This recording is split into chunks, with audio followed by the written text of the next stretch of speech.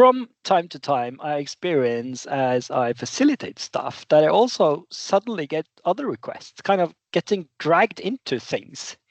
Oh, and so many wonderful different things.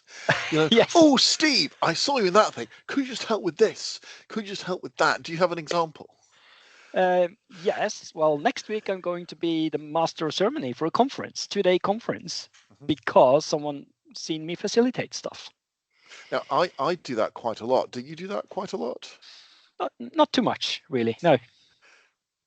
I've done it, but my thought is, how do you process that when request comes like that and it's not really facilitation, or is it really your work?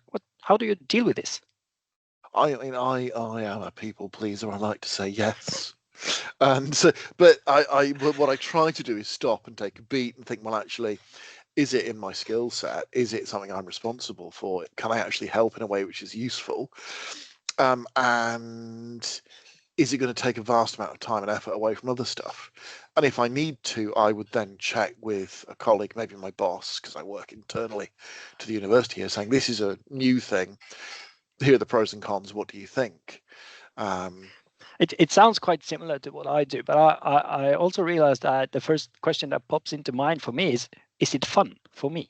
And if it is, I would go to quite a length to make it happen and say yes. So, for instance, with this conference, because I mean, I had to have a conversation with my manager to say, is this okay to use time like this?